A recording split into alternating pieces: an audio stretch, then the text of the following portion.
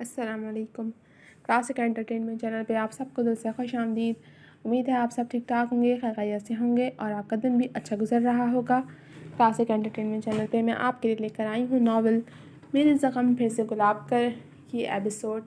लेकिन नावल की episode start करने से पहले मेरी आपसे हमेशा की तरह की रिक्वेस्ट है कि अगर आपने हमारे चैनल को सब्सक्राइब करके बेल आइकन को प्रेस नहीं किया तो जल्दी से ये दोनों काम कर दीजिए ताकि हमारे चैनल पे आने वाले तमाम नावल्स की वीडियोस की अपडेट आपको बर वक्त मिल सके।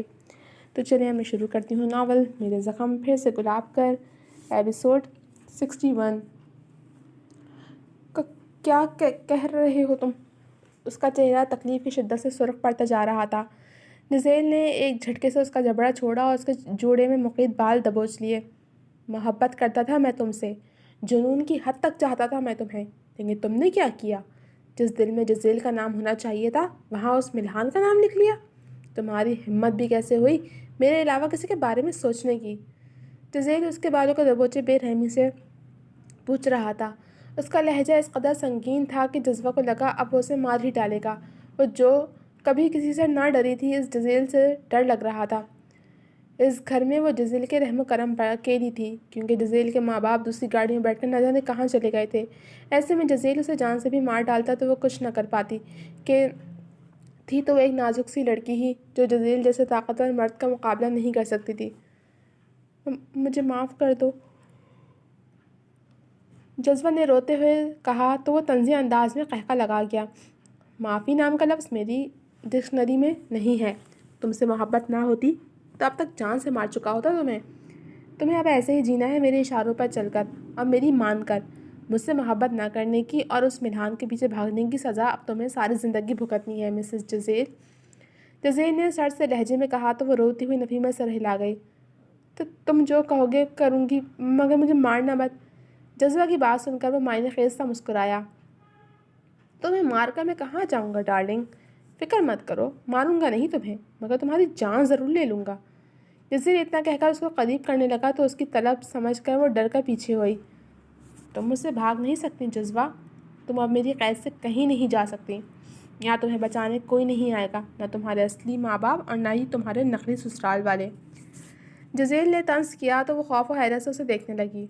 हाँ यार, मैं तो तुम्हें बताना ही भूल गया, वो मेरे नकली माँ बाप थे जिनको किराए पर एक्टिंग के लिए लिया था ताकि तुम्हारे घर वालों को शीशे में उतार सकूं। मैं हमेशा से इसी मुल्क में रहा हूँ, बैरून मुल्क से नहीं आया। ना ही मेरा कोई बिजनेस है, बल्कि जागीरदार हूँ मैं। माँ बाप मर चुके हैं, एक बहन है जो शादीशुदा है। पहली नज़र में तुमसे मोहब्बत हो गई थी, तभी तुम्हारे बारे में सब कुछ पता लगवाया। जिसके बाद इतना तो मैं जान गया था कि तुम्हारा बाप कभी तुम्हारी शादी एक वडेरे से नहीं करेगा, तभी ये सब करना पड़ा। तुम्हें सर आंखों पर बिठाकर रखता अगर तुम्हें गैर मर्द के पीछे पागल ना होती। तुम्हें मैं तभी कड़ी सज़ा दे देता जब तुम्हारे मिल्हान से इजहार की वीडियो हर तरफ लीक हुई थी, मगर मुझे सही वक्त का इंतज़ार था जो अब आ गया है। अब तुम्हें सज़ा भी मिलेगी और सबक भी। जज़ील ने इतना कहकर फटी फटी आंखों से खुद को देखती जज्बा को करीब करके कहा तो वो होश में आती झटपटाई। नहीं, छोड़ो मुझे माफ़ कर दो, जाने दो यहाँ से। जज्बा ने मिन्नत भरे लहजे में कहा। उसकी सारी अकड़ जज़ील की आंखों में वहशत भरी दीवानगी देखकर ही टूट गई थी और वो मिन्नतों पर उतर आई थी। जाने ही तो नहीं दे सकता डियर मिसेस, मायने खेज लहजे में कहते उसने खुद से दूर जाने की कोशिश करती जज्बा को एक झटके से अपने करीब किया और फिर उसके वजूद पर अपनी वहशत भरी छाप छोड़ने लगा जिस पर जज्बा पल पल मरी थी। उसकी आंखों से अश्क रवां थे, मगर जज़ील को कोई परवाह नहीं थी। उसे बस अपना हक चाहिए था और अपने हक के पस मंज़र वो जज्बा को सज़ा दे रहा था, किसी और को चाहने की सज़ा। और अब से जज्बा की सज़ा का वक्त शुरू हो गया था जिसका अंदाज़ा जल्द ही जज्बा को होने वाला था। हम कहाँ जा रहे हैं? अबीला ने उसे गाड़ी घर की बजाय कहीं और ले जाते देखकर पूछा था। अब उसे उस पर एतबार नहीं रहा था, जो कब क्या कर जाए पता नहीं चलता था और उसके मामले में तो वो हमेशा गलत ही करता था। अगवा करके ले जा रहा हूँ, इसके बाद तुम्हें जान से मार दूंगा, आहद ने संगीन लहजे में कहा। अच्छा है, इससे आपकी मुझसे जान छूट जाएगी और मेरी इस तलख ज़िंदगी से, अबीला ने यासिया से कहा तो आहद अपने लब भींच गया। उसने तो बस यूं ही कहा था, लेकिन वो उसकी बात को सच ही समझ बैठी थी और समझती भी कैसे ना कि उसने कभी उसके साथ अच्छा सलूक नहीं किया। तुम जिससे मोहब्बत करती थी उसका नाम क्या था? आहद ने मौजू ही बदल दिया। आप उसे मेरी ज़िंदगी की सबसे बड़ी अजियत कह सकते हैं। अबीला के लहजे में उसका जिक्र करते वक्त तकलीफ थी जो ये बताने को काफ़ी थी کہ ابیلا کو اس سے شدید محبت تھی، اور اگر تمہاری زندگی میں وہ واپس آ جائے تو کیا کرو گی تم؟ احد نے نہ جانے کیا سوچ کر پوچھا تھا، مگر ابیلا کا جواب سن کر اس کی رگیں تن گئیں۔ وہ میری زندگی سے گیا ہی نہیں تھا تو واپس آنے کا سوال ہی پیدا نہیں ہوتا۔ اب کی بار ابیلا کا انداز کھویا کھویا سا تھا۔ تم اس سے رابطے میں ہو؟ احد کا لہجہ خود بخود سخت ہوا تھا۔ خود چاہے وہ جس کی بھی محبت کا دم بھرتا رہے، مگر اس کی غیرت یہ برداشت نہیں کر پا رہی تھی کہ اس کی بیوی اپنے سابقہ عاشق سے رابطے میں ہے۔ کتنا الگ کلیہ تھا نا اس کا، اپنے لیے کچھ اور بیوی کے لیے کچھ، جس کو وہ بیوی سمجھتا ہی نہیں تھا۔ آپ کی زندگی میں وہ لڑکی واپس آ جائے جس سے آپ محبت کرتے ہیں تو کیا کریں گے آپ؟ ابیلا نے سوال کے بدلے سوال کیا تھا۔ لہجہ انتہائی تلخ تھا۔ اس کی شادی ہو گئی، احد نے بتایا کہ اس میں ہی جواب چھپا تھا۔ اگر وہ آپ کی محبت میں آپ کے کہنے پر طلاق لے کر یا بیوہ ہو کر آپ کے پاس واپس آ گئی تو؟ ابیلا نے پھر سے سوال کیا تھا۔ شاید وہ جاننا چاہتی تھی کہ احد اس کے بعد کیا کرے گا۔ تو میں اسے شادی کر لوں گا، احد نے بے ساختہ کہا۔ وہ چاہے لاکھ جھٹلاتا کہ اسے اس لڑکی سے محبت نہیں رہی، مگر یہی سچ تھا کہ اس کے دل میں آج بھی وہی بستی تھی، اور اس کے جواب پر ابیلا کا چہرہ تاریک پڑا تھا۔ تم اپنی مرضی سے زندگی گزارنا، میں تم سے محبت نہیں کرتا ابیلا۔ تم اس سے شادی کر لینا جس سے تم محبت کرتی ہو۔ میں تمہیں کچھ نہیں دے سکتا سوائے اپنے نام کے، کیونکہ احد اس کے چہرے کے سپاٹ پن کو دیکھتا وضاحت دینے والے انداز میں بول رہا تھا کہ ابیلا نے اس کی بات کاٹی، کیونکہ آپ کو میری شکل سے نفرت ہے۔ ابیلا نے اس کی بات کاٹی تھی، جب کہ احد کا سر نفی میں ہلا۔ وہ یہ نہیں کہنا چاہتا تھا، مگر شاید اس کی پچھلی تلخ باتوں کا اثر تھا کہ اب وہ جو بھی کہنا چاہتا تھا ابیلا وہی سمجھتی، جو وہ اس کے دماغ میں کئی بار بٹھا چکا تھا۔ ایسا نہیں ہے، احد نے بے چارگی سے کہا۔ وہ اس کے ساتھ تلخ نہیں ہونا چاہتا تھا، مگر ہو جاتا تھا، اور بات جب اس لڑکی کی آتی تھی تب تو وہ سب کچھ فراموش کر جاتا تھا۔ پتہ ہے احد، محبت جلد یا بدیر سب کے نصیب میں لکھی ہوئی ہوتی ہے، لیکن محبت کے سکھ محض چند بلند بخت والوں کے حصے میں ہی آتے ہیں۔ میں نہیں جانتی آپ بلند بخت ہیں یا نہیں، مگر اتنا جان گئی ہوں کہ میں بلند بخت نہیں ہوں۔ ابیلا کے لہجے میں یاسیت تھی۔ وہ کیا کہنا چاہتی تھی آج سمجھ نہیں پایا تھا، تبھی چپ رہا، اور پھر کچھ دیر بعد گاڑی ایک شاپنگ مال کے باہر روک دی۔ ڈیڈی نے ہمارا ولیمہ ارینج کیا ہے۔ انہوں نے شاید تمہیں بتایا نہ ہو، لیکن وہ تمہیں اپنی بہو کے طور پر سب میں انٹروڈیوس کروانا چاہتے ہیں، اسی لیے مجھے تمہیں شاپنگ پر لے جانے کو کہا تھا۔ تم ولیمے کے لیے اپنی پسند سے سب کچھ خرید لو۔ احد نے گاڑی کو پارکنگ ایریا میں روک کر اسے بتایا تو وہ سر ہلاتی گاڑی سے نکل آئی۔ احد شاپنگ مال میں داخل ہوئے ہی تھے جب اچانک ابیلا کے پکار پر اسے رکنا پڑا۔ میری ایک بات مانیں گے؟ اس نے بے حد سنجیدگی سے کہا۔ کیا؟ احد نے اچنبھے سے استفسار کیا۔ میں آپ کے لیے انچاہی بیوی ہوں اور ہمیشہ انچاہی رہوں گی۔ انچاہی بیوی کے ناز نخرے کوئی نہیں اٹھاتا، اور مجھے آپ سے بھی یہی امید ہے، لیکن پھر بھی میں چاہتی ہوں کہ آپ میری 2 خواہشیں پوری کر دیں۔ میں زندگی بھر آپ سے کچھ نہیں مانگوں گی، بس یہ 2 خواہشیں پوری کر دیں۔ ابیلا نے یاسیت سے کچھ وضاحتی انداز میں کہا۔ کیسی خواہشیں؟ وہ اس کی بات پر الجھا۔ پہلی خواہش یہ کہ آج کی ساری شاپنگ آپ اپنی پسند سے کروا دیں، پہلی اور آخری بار۔ جس رنگ جس سنگھار میں آپ اپنی من چاہی بیوی کو دیکھنا چاہتے تھے ویسا ہی لباس اور دوسری چیزیں خرید دیں۔ اور دوسری خواہش، میں آپ کو ولیمے کی رات بتاؤں گی، جو آپ کے لیے پوری کرنی مشکل نہیں ہوگی۔ ابیلا نے کہا تو وہ کچھ پل اسے دیکھے گیا۔ چشمے کے پیچھے چھپی وہ سیاہ آنکھیں اسے نم لگی تھیں۔ چہرے کی رنگت اب بحال ہونے لگی تھی، مگر کچھ حد تک زرد پن اب بھی چھایا ہوا تھا۔ نازک سا دبلا پتلا سراپا بھورے رنگ کے لباس سے ملبوس تھا، پیروں میں بھورے رنگ کا کھسا پہن رکھا تھا، آنکھوں میں امید لیے وہ اسے دیکھ رہی تھی۔ ٹھیک ہے، چلو۔ احد نے بدل نخواستہ حامی بھری تو وہ گہرا سانس بھر کر اس کے ہم قدم ہوئی۔ اس ہینڈسم سے شخص کے ساتھ اس عام سے دکھنے والی لڑکی کو دیکھتے کئی نگاہیں ان پر جم کر رہ گئی تھیں۔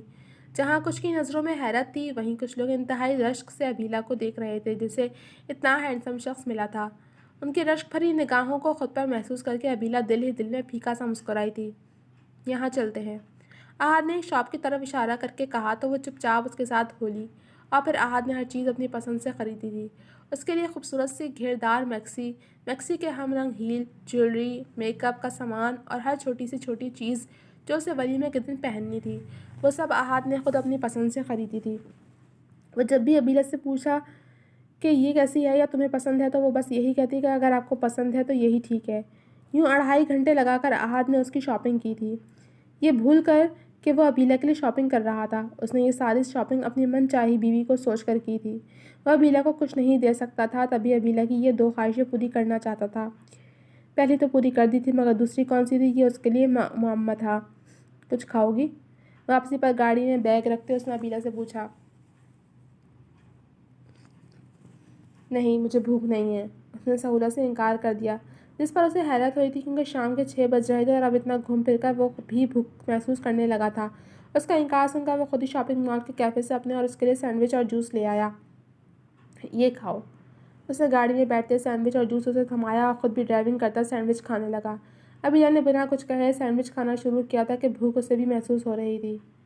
ولیمے کی تیاریاں کرتے دن کب گزرے پتہ ہی نہیں چلا۔ ذاکر صاحب اور یوسف صاحب نے پلان کیا تھا کہ احد اور ملحان کا ولیمہ ایک دن، ایک وقت اور ایک ہی جگہ پر کیا جائے۔ ملحان کو ابیلا کے احد کے پاس ہونے کا پتہ چلا تو وہ خفا ہوا تھا، مگر پھر یوسف صاحب نے اسے سمجھایا تو وہ سمجھ گیا تھا کہ اسی میں ابیلا کی بہتری تھی، اور ویسے بھی ابیلا احد کی امانت تھی۔ احد ملحان سے ناراض ہوا تھا، مگر پھر جلد ہی مان گیا تھا کہ وہ زیادہ دیر ملحان سے خفا نہیں رہ سکتا تھا۔ ملحان اور منام کے بیچ سب نارمل ہونے لگا تھا۔ اس دن کے بعد سے ملحان نے اس کی طرف پیش رفت نہیں کی تھی۔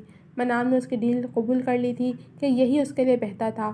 منام نے اسے انجل کے بارے میں نہیں بتایا تھا کہ ملحان نہ جانے اس کے بارے میں کیا سوچتا، ویسے بھی وہ شادی سے پہلے اس کے بارے میں غلط ہی سوچتا تھا اور وہ اسے اس بارے میں بتا کر اسے خود سے مزید بدگمان نہیں کرنا چاہتی تھی کہ اس نے اب انجل نامی چیپٹر کلوز کر دیا تھا، جو اس کے لیے سوائے شراب کے اور کچھ نہیں تھا۔ منام نے ملحان کا ساتھ قبول کر لیا تھا اور اب وہ اس کی بیوی کے فرائض اچھے سے نبھا رہی تھی۔ ملحان نے نہیں کہا تھا، مگر وہ اس کے کام اپنے ہاتھ سے کرنے لگی تھی۔ اس کے لیے ناشتہ بنا کر لگانا، اس کے کپڑے، اس کا بیگ، سب کچھ وقت پر تیار کرنا اس نے اپنے ذمے لے لیا تھا۔ رات کو وہ کافی پیتا تھا تو وہ اپنے ہاتھوں سے اس کے لیے کافی بنا کر لے جاتی۔ کبھی کبھی خود اس کی پسند کا ڈنر تیار کرتی، جس کی وہ سب کے سامنے تعریف بھی کرتا تھا۔ ان کو ایک ساتھ خوش دیکھ کر یوسف صاحب اور رابعہ بیگم بھی مطمئن ہو گئے تھے۔ شام کو ولیمہ تھا اور اس وقت وہ اپنے اور ملحان کے کپڑے نکال رہی تھی۔ گھر میں بہت کم مہمان آئے تھے جن سے وہ مل چکی تھی، اور سبھی اس کے ساتھ بہت پیار و محبت سے پیش آئے تھے کہ ملحان بے حد لاڈلا تھا، اور اس کی نسبت سے منام بھی سب کی لاڈلی بن گئی تھی، اور اتنے رشتے پا کر منام بھی بے حد خوش تھی۔ آپ کے کف لنکس کدھر ہیں؟ منام ڈریسنگ روم میں کھڑی اس کا سامان نکالتی اونچی آواز میں پوچھنے لگی تو ملحان جو کمرے میں بیڈ پر بیٹھا اپنی اسائنمنٹ بنا رہا تھا اس کی طرف متوجہ ہوا۔ نیچے والے دراز میں رکھے تھے۔ اس نے وہیں سے بیٹھے بیٹھے ہانک لگائی۔ نہیں مل رہے ملحان۔ اس کی جھنجھلائی سی آواز پر وہ لیپ ٹاپ ایک طرف رکھ کر ڈریسنگ روم کی جانب بڑھا۔ یونیورسٹی سے انہوں نے چھٹیاں لے رکھی تھیں اور سارا کام وہ آن لائن ہی کر رہے تھے۔ وہ اندر داخل ہوا تو وہ سامنے ہی کبرڈ کی طرف منہ کیے کھڑی نظر آئی۔ سرخ رنگ کے کیپری اور قمیض میں اس کا متناسب سراپا اس کے سامنے تھا۔ دوپٹہ سرے سے غائب تھا، جبکہ بالوں کی چٹیاں بنا کر کمر پر ڈال رکھی تھی، جو اس کی کمر سے کچھ انچ نیچے تک تھی۔ دھیان کدھر ہے تمہارا؟ ملحان نے آگے بڑھ کر اسے پیچھے سے اپنے حصار میں بھرتے ہوئے پوچھا تو وہ اس اچانک افتاد پر سٹپٹا کر رہ گئی۔ ملحان؟ وہ سٹپٹا کر بولی کہ ملحان کی سانسیں وہ اپنی گردن پر محسوس کر سکتی تھی۔ وہ نرمی سے بس ہنکارا بھر گیا کہ اس وقت وہ منام کو محسوس کرنا چاہتا تھا، اور نہ صرف محسوس کرنا چاہتا تھا بلکہ اس سے بھی اپنا احساس دلانا چاہتا تھا، تاکہ وہ اس رشتے کو سمجھے اور قبول کرے اور امیر کو اس سے جڑے رشتے کو بالکل بھول جائے۔ میں سامان نکال لوں؟ منام نے اسے روکنا چاہا، مگر وہ رکنے کے بجائے مزید قریب ہوتا اس کی جان نکال رہا تھا۔ میرا قریب آنا برا لگتا ہے تمہیں؟ ملحان نے اس سے الگ ہو کر سنجیدگی سے پوچھا۔ لہجہ سپاٹ سا تھا جس پر وہ گھبرائی۔ نہیں، میں نے ایسا تو نہیں کہا۔ وہ اس کو خفا نہیں کرنا چاہتی تھی، تبھی گھبرا کر بولی۔ پھر پاس آؤ میرے، ملحان نے حکمیہ انداز میں کہا تو وہ اسے دیکھ کر رہ گئی، جو اسے اپنے پاس آنے کے لیے بھی مجبور کرتا تھا۔ پچھلی بار بھی وہ دھونس جما کر اسے قریب آنے پر مجبور کر گیا تھا اور اس بار بھی یہی کر گیا تھا۔ میں انتظار کر رہا ہوں مسز ملحان۔ ملحان کی آواز پر وہ چونکی اور بے چارگی سے اس کے قریب ہو کر اپنے ہاتھ اس کے کندھوں پر جمائے۔ جی تو جناب، کیسی لگی آپ کو یہ ایپیسوڈ؟ اب تک کے لیے صرف اتنا ہی۔ کمنٹ سیکشن میں اپنی رائے کا اظہار ضرور کیجیے گا۔ جلد ملوں گی آپ سے اگلے ایپیسوڈ کے ساتھ، تب تک کے لیے اجازت دیجیے۔ اللہ حافظ۔